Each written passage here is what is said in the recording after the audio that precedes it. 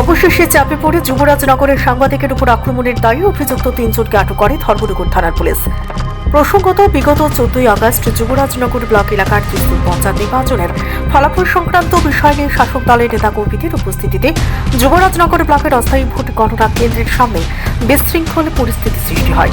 খবর পেয়ে ছুটে যান সাংবাদিকরা, কিন্তু ঘটনাস্থলে যাওয়া মাত্রই বিজেপি নামধারী গুন্ডা বাহিনী হামলা করে সাংবাদিকদের উপর। ছিনিয়ে নেওয়া হয় তাদের ক্যামেরা এবং মোবাইল ফোন। আক্রান্ত সাংবাদিকরা ধর্মনগর থানায় অভিযুক্তদের বিরুদ্ধে মামলা করেন। ঘটনার প্রায় 13 দিন পর মঙ্গলবার বিকেলে 3 অভিযুক্ত যথাক্রমে বিধুভূষণ মালাকার, প্রেমজিৎ সিনহা এবং দেবজ্যোতি চক্রবর্তীকে আটক করে ধর্মনগর থানায় নিয়ে যায়। কি বলছেন ধর্মনগর থানার ওসি, একবার শুনে নেব।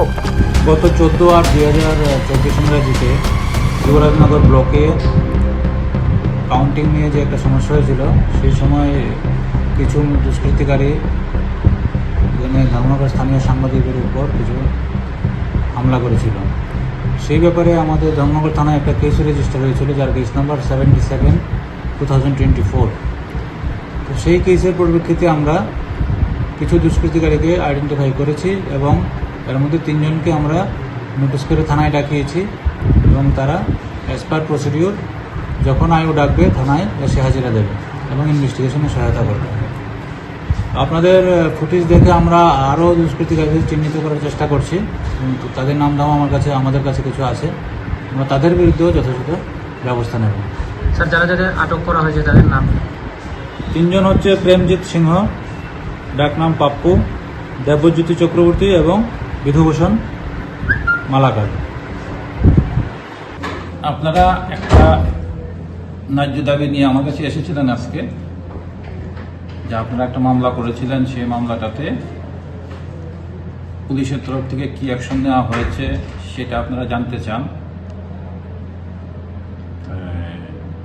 এবং সেই ঘটনাটা যেটা হয়েছিল গত 14 তারিখে সেটার ব্যাপারে আপনারা ডিটেলস আজকে বলেছেন। আমি আপনাদেরকে ধন্যবাদ জানাই। পাশাপাশি নতুন যে আমাদের আইন অ্যামেন্ডমেন্ট হয়েছে, সেই আইন অনুযায়ী আমরা যতটুকু ব্যবস্থা নেওয়া যায় আমরা সেই ব্যবস্থা নেব এবং আপনাদেরকে আমরা জানাবো আমরা কি অ্যাকশন নিয়েছি। ধন্যবাদ।